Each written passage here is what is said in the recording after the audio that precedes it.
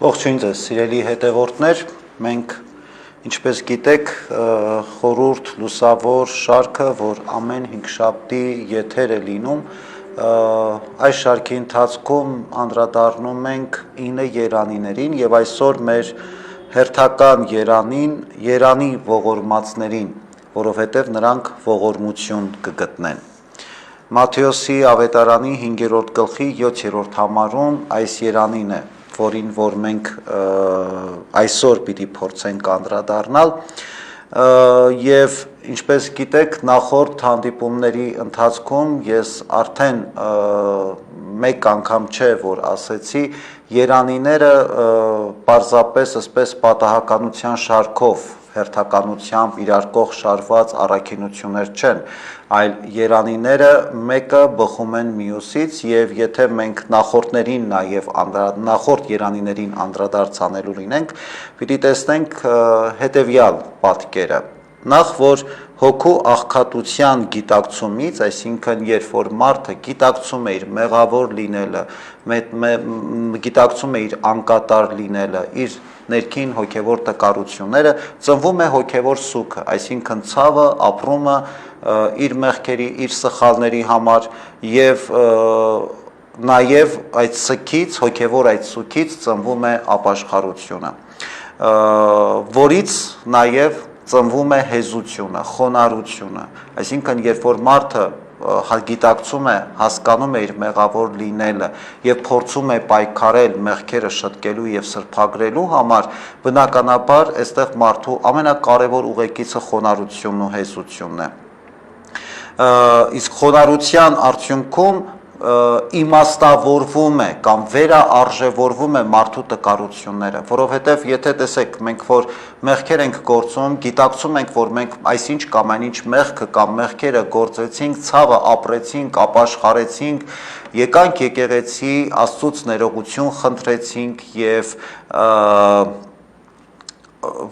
նաեւ որոշում կայացրեցինք, ինչը ամենակարևորն է, որ այդ մեղքերը ես այլևս չպիտի կրկնեմ, գոնե գիտակցաբար։ Դրանից մեր տկարությունները ըստ էության ամբողջությամբ չեն վերանում, այսինքն մենք շարունակում ենք այդ տկարություններով մարդկային անկատար կյանքով ապրել եւ երաշխավորված չենք, որ մենք պիտի այլևս մեղքեր չգործենք, այսինքն բայց այդ անարժանության կամ տկարության գիտակցումը ոչ թե մեզ առաջնորդում է հուսահատության, այլ մենք փորձում ենք խոնարհության արդյունքում, հեզության դրսևորմամբ մենք փորձում ենք այդ մեր տկարությունները վերաիմաստավորել, արժևորել աստվածային զորությամբ։ Եվ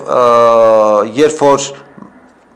այդ գիտակցումը կա տկարության ու անարժանության, այստեղ նաև գիտակցումը կա Աստծո հանդեպ անարդարության, այ որ մենք Աստծո հանդեպ անարդար ենք գտնվել գործելով այսինչ կամ այնինչ մեղքը եւ իրական արդարությունը մեր կյանքում Աստծո արդարությունը, Աստծո ողորմածությունը փնտրելն է։ Հետևաբար, երբ որ մենք խոնարհաբար գիտակցում ենք եւ հասկանում ենք մեր տկարություններն ու մեր թերությունները,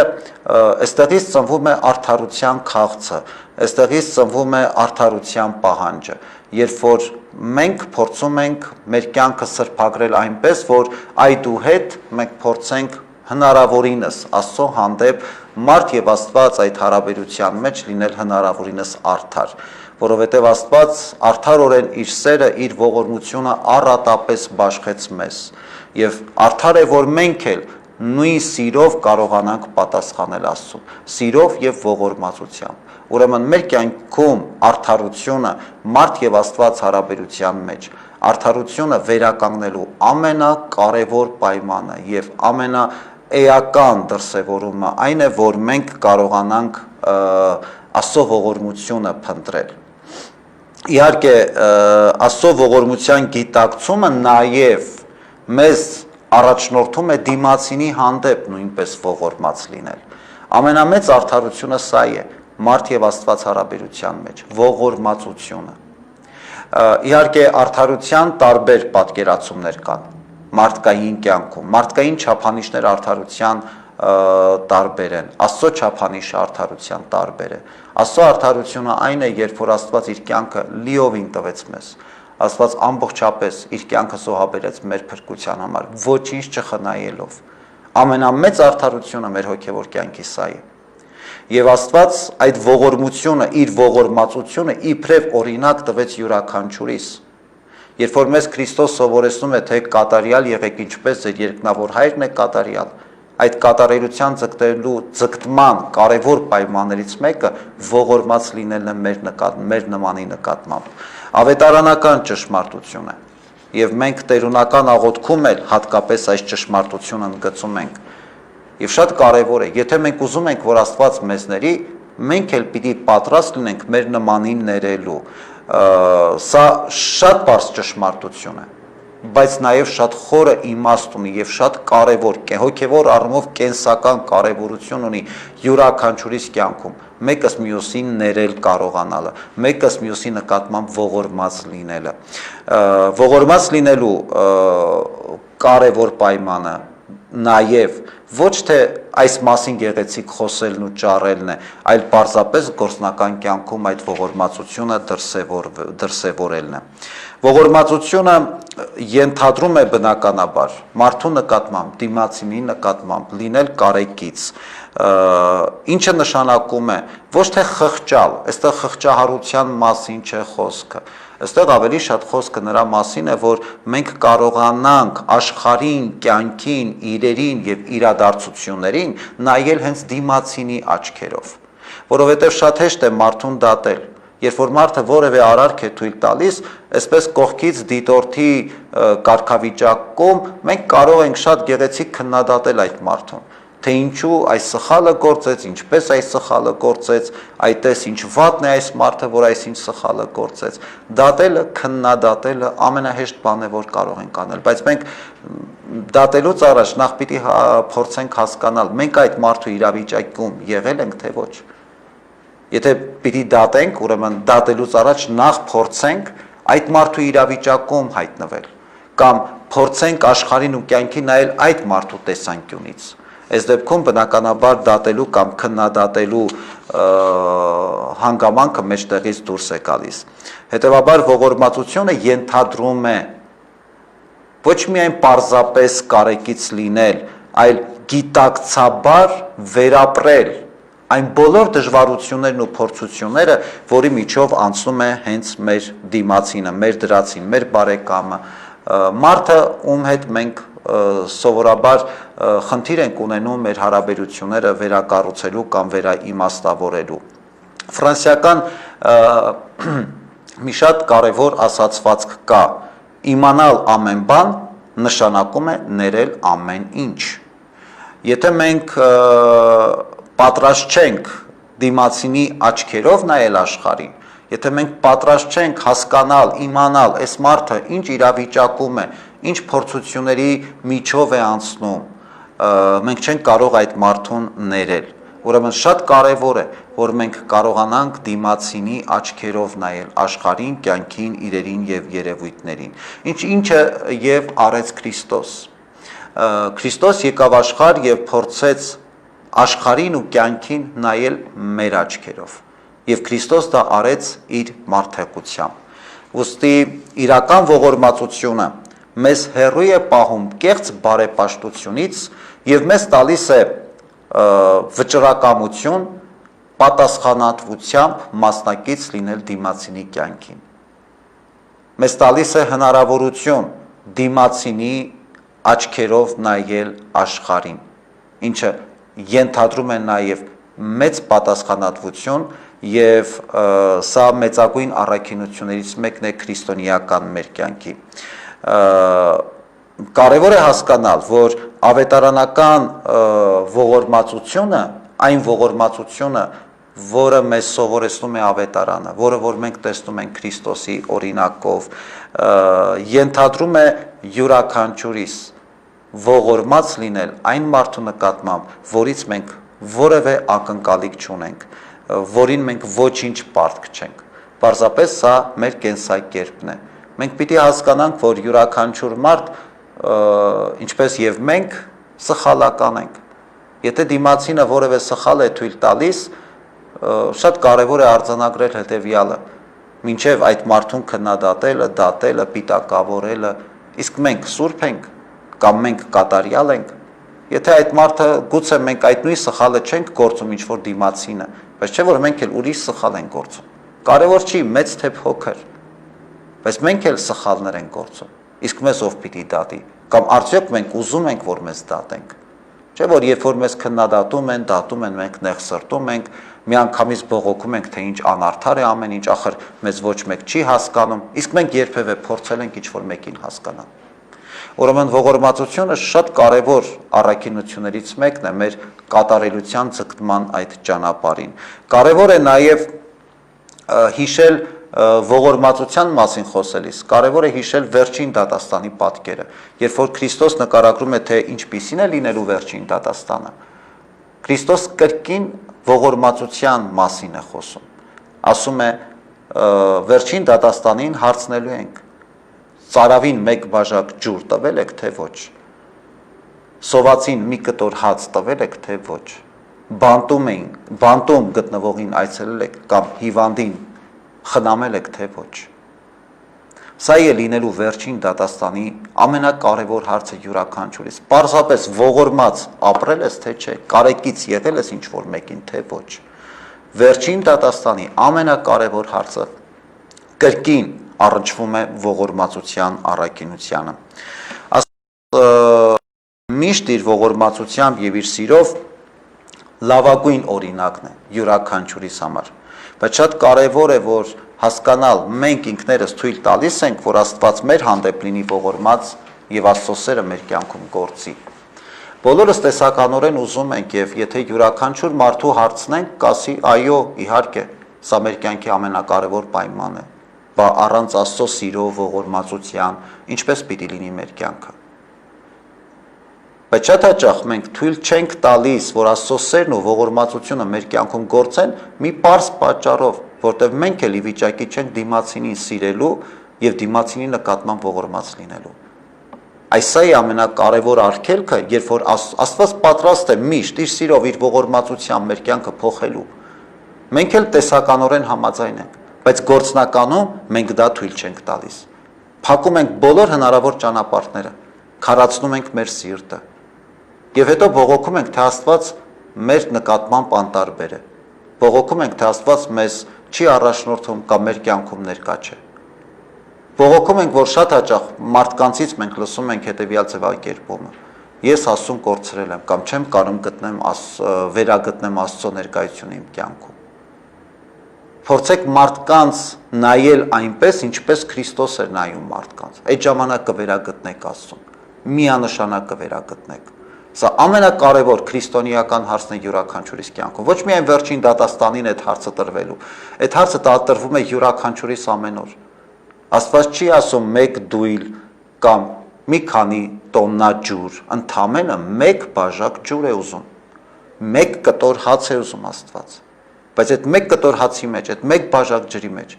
պիտի մենք կարողանանք դնել մեր ամբողջ սերն ու ողորմածությունը, կարեկցանքը դիմացինի հանդեպ։ Մենք կարծում ենք, որ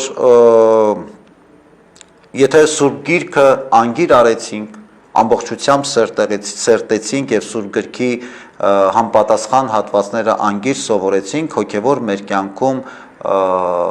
կքայլենք ավելի անսայթակ եւ կամ ավելի հաստատուն։ Բայց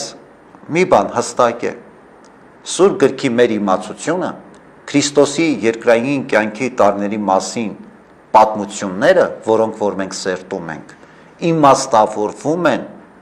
եւ նյութականանում են, եթե մենք ողորմածություն ենք դրսևորում դիմացին, առանց ողորմածության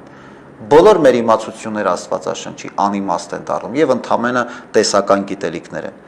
Իսկ ողորմածությունը այս դեպքում սնվում է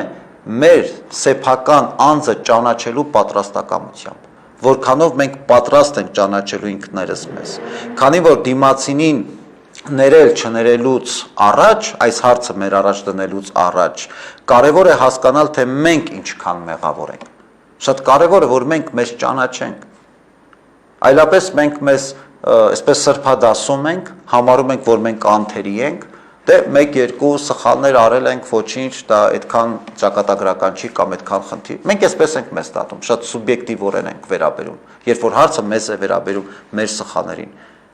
Բայց այս դիմացի մարդը, որ այսքան սխալներ է գործել, ամենավերջի սրիկանը եւ սկսում են քննադատել։ Հետևաբար շատ կարևոր է, երբ որ յուրաքանչյուր մարդ ողորմածությունը սնվում է ինքներս մեզ ավելի քննելուց եւ ճանաչելուց, անկեղծորեն ինքներս մեզ հետ անկեղծ լինելուց, որքան մենք կարողացանք ինքներս մեզ ճանաչել եւ անկեղծորեն բացահայտել թե մեր դրական, թե մեր բացասական կողմերը, այնքան մենք կկարողանանք դիմացին նկատմամբ ողորմած լինել։ Իսկ սեփական անձը ճանաչելու ամենակարևոր պայմանը մեղքը գիտակցելն է եւ մեղքը սրբագրելն է։ Սա նման է այն պատկերավոր օրինակին, երբ որ մենք ամեն անգամ տեսնում ենք մեր մեղքերը եւ ապաշխարությամբ սրբագրում ենք մեր կյանքը։ Սա նման է պատկերավոր, եթե նկարագրելու լինեմ այն օրինակին, որ պատկերացրեք Աստված երկնքում եւ յուրաքանչյուր մարդ թելով կապված է Աստծո հետ։ Ամեն անգամ մեղք գործելիս այդ թելը կտրվում է, բայց ապաշխարությամբ նորից հանգույց է արվում եւ նորից այդ կապը վերահաստատվում է Աստծո հետ։ Եվ ինչքան մարդը մեղքեր է գործում եւ ապաշխարում է, այդ հանգույցները թելը կտրվելով նորից հանգույց դառնալով, անընդհատ այդ թելը կարճանում է եւ ամեն անգամ ապաշխարելիս մարդը մի քիչ ավելի մոտենում է Աստծուն։ Ուրեմն ապաշխարությունը, սեփական անձի քննությունը, սեփական անձը ճանաչելու մեր ամենօրյա պայքարը մեզ ավելի ու ավելի մոտեցնում է Աստծուն։ Առհասարակ կարևոր է, թե մենք ինչպես ենք նայում աշխարհին, որովհետև կարելի է լինել, օրինակ, կրկին եթե պատկերավոր օրինակ բերեմ, կարելի է հայելու նման, որտեղ ամեն ինչ շրջապատը, միջավայր, ամեն ինչ արտացոլվում է եւ վերջ։ Մենք կարող ենք այդ օրինակով ապրել, ընդամենը արտացոլենք այն ինչ որ մեր շուրջը տեղի ունենում, մեր հայացքով, մեր խոսքերով, մեր գործերով, ոչինչ չանելով, եւ կամ կա ուրիշ տարբերակ, լինել պատուհանի նման, իսկ պատուհանի նման ապրելով, այդ օրինակը մեր աչքի առաջ ունենալով, պատուհանը մեզ տալիս է հնարավորություն նոր ճանապարհներ բացահայտելու, ավելի հեռուն տեսնելու, ոչ թե պարզապես ընդամենը արտացոլելու այն ինչ որ կա մեր շուրջը։ Պատոնը մեզ ավելի լայն հնարավորություն է տալիս ստեղծագործ կյանքով ապրելու եւ նորից եմ ընդգծում ավելի հեռուն գնալու։ Հաճախ դժվարությունների մեջ եւ փորձությունների մեջ մենք այս հարցն ենք տալիս, թե ինչու Աստված չի խոսում կամ ինչ է ասել Աստված այսինչ կամ այնինչ իրականության մասին։ Իրականում մանավանդ պատերազմական այս օրերին շատ հաճախ մարդիկ հայացքները կամ անորոշ կամ գիտակցաբար ամեն մարդու պարագային գուցե տարբեր է բարձրացնում են երկինք մարդիկ եւ այնտեղից ինչ որ պատասխաններ են սպասում։ Գիտեք, գուցե Աստված կոնկրետ ինչ որ բան չի ասել, կոնկրետ այս օրվա հետ կապված, կոնկրետ այս իրավիճակի հետ կապված։ Գուցե Աստված ինչ որ բան գրել է, որը որ մենք պիտի կարողանանք տեսնել ու ընթերցել։ Աստվածաշնչում մի քանի դեպք կա, երբ որ Աստված ինչ որ բան գրում է, անձամբ ինքը Աստված ինչ որ բան գրում է։ Առաջին օրինակը Սինա լեռան վրա, երբ որ Աստված գրեց 10 պատվիրանները քարե տախտակների վրա։ Բայց ինչ տեղի ունեցավ։ Երբ որ Մովսես այդ տախտակները Աստծո ձեռքով գրված 10 պատվիրանների այդ տախտակները Սինա լեռան գագաթից մինչև կիչներ ներքև, արդեն հրեաները հասցրել են այդ պատվիրաներից երկուսը խախտել։ Մովսես այդ բարկությունից այդ տախտակները կոտրում են, որից հետո մարդիկ սկսեցին այդ գրածը արտագրել։ Ու ինչքան մենք Աստծո գրածը փորձում ենք անընդհատ արտագրել, այնքան սխալներ ավելի են, որտեվ ուզենք թե չուզենք արտագրելու process-ի մեջ միշտ էլ սխալներ, վրիպումներ լինում են։ Ու ինչքան շատ ենք մենք արտագրում, այնքան այդ սխալները ավելի են շատանում։ Մեկ ուրիշ պարագային, երբ որ անառակ կնոջը բերեցին Քրիստոսի մոտ, ասելու թե քարկոծենք, թե ներենք այս կնոջը։ Քրիստոս մինչև կասեր, թե ձեր միջի անմեղը թող առաջինը քար գցի, ավազի վրա ինչ որ բան գրեց։ Ավետարանը չի ասում, թե ինչ գրեց Քրիստոս։ Բայց այն ինչ որ գրեց Քրիստոս, մարդկանց հոգում եւ սրտում խորը տպավորություն թողեց։ Այնքան խորը, որ այդ բոլոր մարդիկ, ովքեր որ ուզում էին այս կնոջը քարկոծել, լսեցին Քրիստոսի խոսքը, թե ձեր միջի անմեղը թող առաջինը քարկոծի, եւ ոչ մեկ քար, գոնե այդքան անկեղծ եղան եւ քար չնետեցին այդ կնոջ վրա։ Պողոս առաքյալը նաև մեզ սովորեցնում է, թե դուք եք Աստծո նամակը, եւ Աստված յուրաքանչյուրի սրտին եւ հոգուն եւ մտքին ինչ որ բան գրում է։ Այստեղ շատ կարեւոր է, որ մենք թույլ տանք, որ Աստված մեր կյանքում ներկա լինի, որպեսզի կարողանանք նաև այդ կենթանի հարաբերությունը Աստծո հետ հաստատուն պահել եւ այն ինչ որ Աստված կգրի մեր սրտում, մեր հոգում, մենք կարողանանք դա ընթերցել։ Պատերազմական այս օրերին մեր զինվորները իրականում պատմություն են գրում, մեր պատմությունն են գրում, յուրաքանչյուրիս պատմություն են գրում, իրենց զոհաբերությամբ, իրենց պայքարով, իրենց հաղթանակով։ Խոսքս միայն զոհված զինվորների մասին չէ, այս պահին սահմանում կանգնած զինվորի մասին է, վիրավոր զինվորների մասին է։ Այս մարդիկ մեր բոլորիս պատմությունն են գրում։ Մենք որքանով այդ պատմությանը մասնակից կդառնանք, այդ պատմությունը կերտելուն մասնակից կդառնանք, թե ոչ սա յուրաքանչյուրիս որոշումն է։ Թե պարզապես պիտի նստենք ու սպասենք, թե ինչպես է գրվում այդ պատմությունը։ Եվ մենք հետո պիտի սկսենք արտագրել։ Առասարակ կյանքը արտագրելը ամենադժբախտ զբաղմունքն է յուրաքանչյուրիս։ Ամենադժբախտ։ Ոչինչ պետք չի արտագրել, պետք է կարողանալ ստեղծագործել։ Եվ պիտի փորձենք յուրաքանչյուրս մեր պատմությունը գրենք։ Իսկ այդ պատմությունը գրելու ամենակարևոր պայմանը նաև ողորմածությունն է։ Սերը, հոգատարությունը մեր նկատմամբ, մեր նմանի նկատմամբ։ Մենք այսօր առավել եւս կարիք ունենք ընդգծելու սերը հայրենիքի նկատմամբ, հայ մարդու նկատմամբ, հողի նկատմամբ, մեր սրբությունների ու արժեքների նկատմամբ։ Այս սերն է, որ յուրաքանչյուրիս հայացքը ուղղում է դեպի սահման եւ այնտեղ պայքարող մեր զինվորը։ Եվ ես կուզեմ, որ յուրաքանչյուրս հստակորեն գիտակցենք ու հասկանանք, որ եթե մենք հույսներս դնում ենք, որ այ իմ պատմությունը պիտի ինչ որ մեկ ուրիշը գրի, նշանակում է ոչինչ չանել։ Եկեք բոլորս մասնակից լինենք մեր պատմությանը եւ ոչ թե արտագրենք, այլ ստեղծագործենք մեր պայքարով, մեր սիրով, մեր ողորմածությամբ, մեր աղոթքներով։ Ու այս ճանապարհին թող Աստված իր օրհնությամբ, իր սիրով յուրաքանչյուրիս առաջնորդի ու սահմանին կանգնած զինվորին օրհնի իր զորավոր աչի ու խաչի ներքո ամուր ու հաստատուն պահի։ Այս Երանի հետ կապված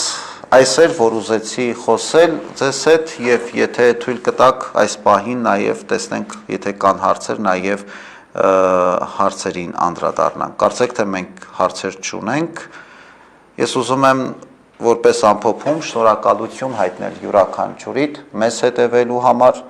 եւ տա Աստված, որ յուրաքանչյուրս կարողանանք մեր ողորմածությամբ, մեր սիրով առաջնորդված հավատքը եւ վստահությունը Աստծո նկատմամբ ամուր ու հաստատուն պահենք եւ սերը մեր հայրենիքի նկատմամբ վերաիմաստավորենք։